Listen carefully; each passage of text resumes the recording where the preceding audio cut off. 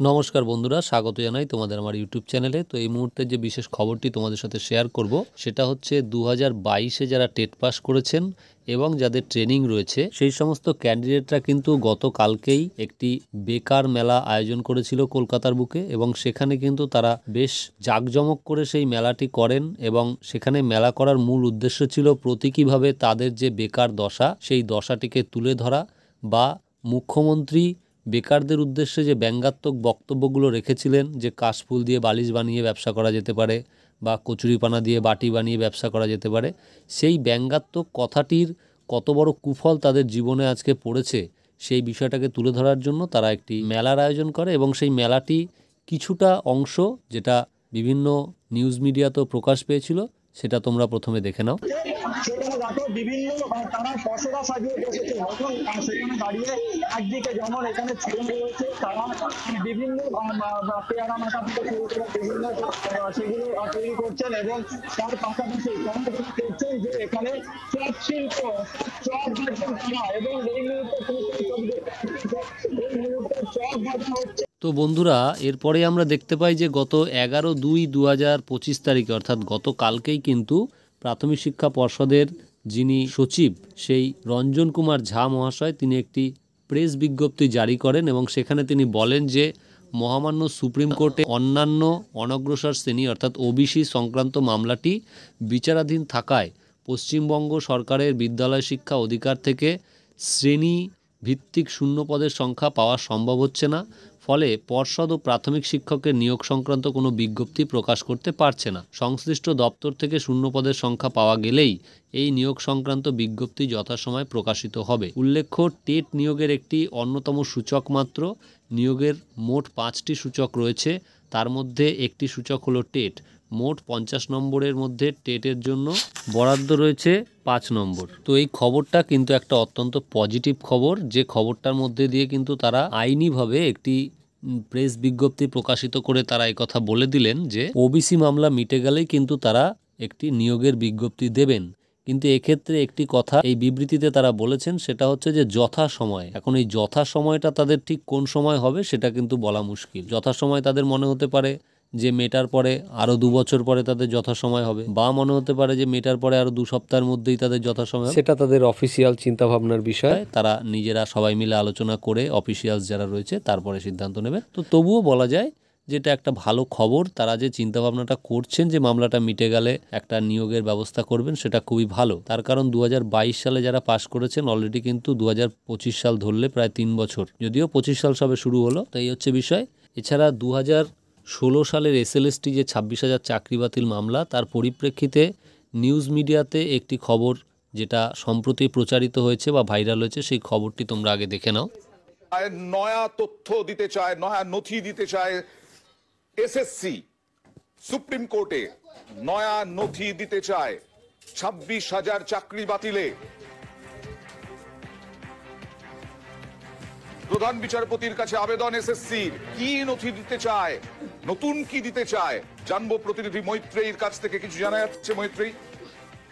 দেখো, এসএসসি তরফ থেকে সে বিষয়ে উল্লেখ করা হয়নি, কিন্তু আজকে প্রধান বিচারপতির বেঞ্চে এই বিষয়টি, এই আবেদন এসএসসি তরফ থেকে জানানো হয় যে তারা নতুন করে কিছু নথি তারা সর্বোচ্চ আদালতের সামনে তুলে ধরতে চায়। যদিও এই এসএসসি তরফ থেকে এই আবেদনে যথেষ্ট উষ্মা প্রকাশ করেন প্রধান বিচারপতি সঞ্জীব খান্না। তার বক্তব্য যে এত দীর্ঘ শুনানি হয়ে যাওয়ার পর এখন যখন শুনানি কনক্লুড হয়ে গিয়েছে তারপরে কেন নথি দিতে চায় এসএসসি, কিন্তু তারপরেও এসএসসি কে অনুমতি দেওয়া হয়েছে আগামী সোমবারের মধ্যে তারা যে নথি ফাইল করতে চান সেই নথি ফাইল করার জন্য। এবার এই খবরটি দেখুন। সুপ্রিম কোর্ট গতকাল অর্থাৎ 10ই ফেব্রুয়ারি ঝাড়খণ্ড সরকার দ্বারা পরিচালিত চতুর্থ শ্রেণীর কর্মচারীদের জন্য 2010 সালের নিয়োগ প্রক্রিয়াটিকে বেআইনি এবং অসাংবিধানিক বলে ঘোষণা করেছে, যার ফলে পুরো প্রক্রিয়াটি বাতিল করা হয়েছে। আদালত রাজ্য সরকারকে 6 মাসের মধ্যে এই পদগুলির জন্য নতুন বিজ্ঞাপন জারি করার নির্দেশ দিয়েছে। যখন বিজ্ঞপ্তি বাতিল এবং অকার্যকর হয়, নিয়োগপ্রাপ্ত প্রার্থীদের শুনানি ছাড়াই পুরো প্রক্রিয়া বাতিল করা যেতে পারে সুপ্রিম কোর্ট। তো বন্ধুরা, এই খবরটি পড়ার কারণ একটাই, যে অনেকেই অর্থাৎ যারা এই দাবি নিয়ে আদালতে হাজির হচ্ছেন SSC 26,000 মামলায়, যে যেহেতু সেগ্রিগেশন করা এখনো অবধি সেভাবে সম্ভব হয়নি, অর্থাৎ 100% বিশুদ্ধ সেগ্রিগেশন করা এখনো পর্যন্ত সম্ভব হয়নি, হয়নি, সেক্ষেত্রে যারা যোগ্য রয়েছেন বা যারা যোগ্য থাকতে পারেন বলে দাবি করছেন যে তারা যোগ্য, সেই জায়গায় দাঁড়িয়ে তারা কেন বঞ্চিত হবেন বা কিছু হবেন। তো সেক্ষেত্রে একটা জিনিস কিন্তু এই যে মামলাটি যেটা ঝাড়খণ্ড সরকারের ক্ষেত্রে রায় হয়েছে সুপ্রিম কোর্ট থেকে, সেখানে বলা হয়েছে যে নিয়োগপ্রাপ্ত ব্যক্তিরা যতদিনই চাকরি করুক না কেন বা তারা নিয়োগ পেয়ে যাক না কেন, সেটা কিন্তু কোনো ম্যাটার না, যেহেতু বিজ্ঞপ্তিটাই অবৈধ। তো এইরকম একটা জায়গায় যেটা ক্রুশিয়াল ফ্যাক্টর নিয়োগের ক্ষেত্রে, যেমন বিজ্ঞপ্তি বলুন বা নিয়োগ প্রক্রিয়া বলুন, এই যে বিষয়গুলো সেগুলো অবৈধ হওয়ার ফলে কিন্তু সেই রকম ক্ষেত্রে দেখা যাচ্ছে যে যারা চাকরি করছে তারা কতদিন চাকরি করছে সেটাকে কিন্তু সেভাবে গুরুত্ব দেওয়া হচ্ছে না, কারণ সেখানে দুর্নীতি রয়েছে। এবং এই যে বিজ্ঞপ্তিটা বাতিল হয়ে যাচ্ছে বলেই এতগুলো লোকের চাকরি বলছে শুনানি না করেই বাতিল করে দেওয়া যায়। তাহলে এই যদি সুপ্রিম কোর্টের পর্যবেক্ষণ হয় এবং এই পর্যবেক্ষণটাকে পাশাপাশি রেখে যদি 26,000 মামলার আমরা প্রেক্ষিতটা দেখি, তাহলে আমরা দেখব যে সেখানেও কিন্তু সামগ্রিক দুর্নীতি হয়েছে, সেখানে কিন্তু মানে প্রাতিষ্ঠানিক দুর্নীতি হয়েছে এবং এটা প্রমাণিত, এটা কিন্তু প্রমাণিত যে এটা প্রাতিষ্ঠানিক দুর্নীতি, এতে সামগ্রিক দুর্নীতি হয়েছে। তাহলে এক্ষেত্রেও কিন্তু এই সমস্ত যেসব ক্যান্ডিডেটরা এই বক্তব্য রাখছেন যে আমরা এতদিন ধরে চাকরি করছি, অন্তত এই গ্রাউন্ডটা কিন্তু সেভাবে গ্রহণযোগ্য হবে না। কারণ সেক্ষেত্রে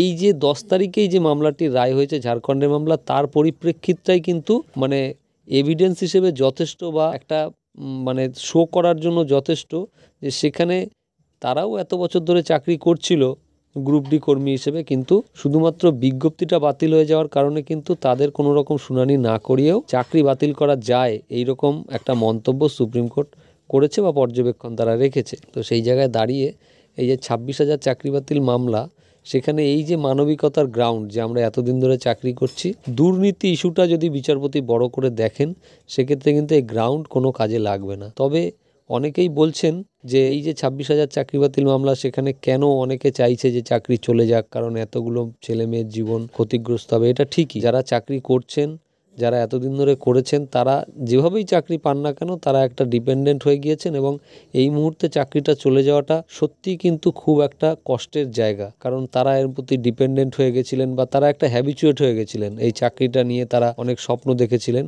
কিন্তু একটা জিনিস সবাই ভুলে যাচ্ছে যে যারা এই চাকরি থেকে বঞ্চিত হয়েছে তাদের কথাটা কিন্তু কেউ ভাবছে না। তাহলে তাদের কথা যদি কেউ না ভাবে, যারা আজকে এই চাকরিটা দিয়ে নিজেদের আখের গুছিয়ে নিতে চাইছে, তাদের কথাই বা আদালত কেন ভাববে? এটা কিন্তু একটা অনেক বড় প্রশ্ন। এটা আপনারা নিজেরাই ভেবে দেখুন, আত্মসমীক্ষা করে দেখুন যে যারা বঞ্চিত হয়েছে, অন্তত এসএসসির কথাই যদি আমরা ধরে নিই, যেটা সর্বশেষ এসএসসি আদালতকে জানিয়েছে 5,000 সামথিং তারা দুর্নীতি খুঁজে পেয়েছে, সেটাও যদি ধরি, তাহলে এই 5,000 সামথিং ছেলেমেয়েরা কী অবস্থায় আছে, তাদের এখন কি কন্ডিশন, এটা আপনারা কি কখনো ভেবে দেখেছেন? বা এই বিষয়টা নিয়ে কি কখনো আপনারা দাবি তুলেছেন? তোলেননি। আপনারা কিন্তু এতদিন সুখে একদম সম্ভোগ করে গিয়েছেন, চাকরির সমস্ত আনন্দ মজা নিয়েছেন। এখন যখন চাকরিটা চলে যাওয়ার পথে, তখন এই কথাগুলো আপনাদের তিতো লাগছে, স্বাভাবিক, তিতো লাগবে। কিন্তু সেই সময় যদি আপনারা আপনাদের যারা সহকর্মী, যারা আপনারা বুঝতে পারছেন কোনো কোয়ালিফিকেশান নেই, তারা ঠিকমতো অফিসে আসছে না, এমনকি আমরা প্রাইমারির ক্ষেত্রে দেখেছি যে অনুব্রত মণ্ডলের মেয়ের বাড়িতে রোস্টার চলে যেত সই করার জন্য, মানে স্কুল তার বাড়িতে পৌঁছে যেত। এরকমও তো হাই স্কুলে বহু জায়গায় হয়েছে, বহু অভিযোগ আছে, কিন্তু সেখানে আপনারা কোনো মুখ খোলেননি। তাই সেই জন্যই কিন্তু আজকে এইরকম একটা কঠিন পরিস্থিতির মুখোমুখি হতে হচ্ছে। যাই হোক বন্ধুরা, একটা জিনিসই বলবো, যারা এতদিন ধরে বঞ্চিত হয়ে রয়েছেন, যারা চাকরিটা পাওয়ার কথা ছিল এবং তাদের জায়গায় যারা এতদিন সেই চাকরিটা ভোগ করে এসেছেন, বিশ্লেষণ বা এই যে সমালোচনা, তার পরিপ্রেক্ষিতে কিছু বলার আগে নিজেরা একটু আত্মসমালোচনা করে দেখবেন। যাই হোক, তো এই হচ্ছে বিষয় এখনকার জন্য। এই দুটি গুরুত্বপূর্ণ বিষয় আপনাদের সামনে তুলে ধরলাম এবং আগামী দিনে যদি এসএসসি আগামী সোমবারের মধ্যে এমন কিছু গুরুত্বপূর্ণ ডেটা দেয় বা এমন কিছু কনফার্মেশন করে যে তারা 100% বিশুদ্ধ এই সেগ্রিগেশনটাই দিল, এর বাইরে আর কোনো মানে দুর্নীতিগ্রস্ত পাওয়া যাবে না বা পাওয়া সম্ভব নয়, সেক্ষেত্রে কিন্তু এসএসসি মামলায় অনেক বড়সড় পরিবর্তন ঘটে যেতে পারে। যারা চাকরি করছে তারাও স্বস্তি পাবে এবং যারা দুর্নীতিগ্রস্ত তারা কিছু বাদ গিয়ে হয়তো ওয়েটিং লিস্ট থেকে তখন নেওয়া হবে। কিন্তু সেটা এসএসসি আদৌ করতে পারবে কিনা বা তারা কিভাবে করবে, সমস্তটাই কিন্তু আগামী সোমবার অবধি অপেক্ষা করতে হবে, তার আগে জানা সম্ভব নয়। এবং বিচারপতি যেহেতু এত কিছুর পরেও এসএসসিকে একটা সুযোগ দিয়েছে, হয়তো তিনিও মনে মনে চাইছেন যেন এই প্যানেলটা বাতিল না হয়। তার জন্য এসএসসির যা করণীয়, এসএসসির কাছে এটা একটা সুযোগ, যেহেতু তাদের আপিলটা গ্রান্টেড হয়েছে, তাদের উচিত যেন তেন প্রকারেণ তাদের একটা সঠিক লিস্ট তৈরি করা এবং আদালতের কাছে এটা বলা যে মহামান্য আদালতের কাছে যে আমাদের এই লিস্টটা দিতে দেরি হলেও এটাই আমাদের ফাইনাল লিস্ট, এর বাইরে আর কোনো দুর্নীতিগ্রস্ত নেই। সেই দিনের অপেক্ষায় আমরা সবাই থাকবো বা থাকলাম এবং আমরা আশা করব যে আগামী দিনে যেন যারা যোগ্য সুষ্ঠুভাবে তারা পদে বহাল থাকতে পারে।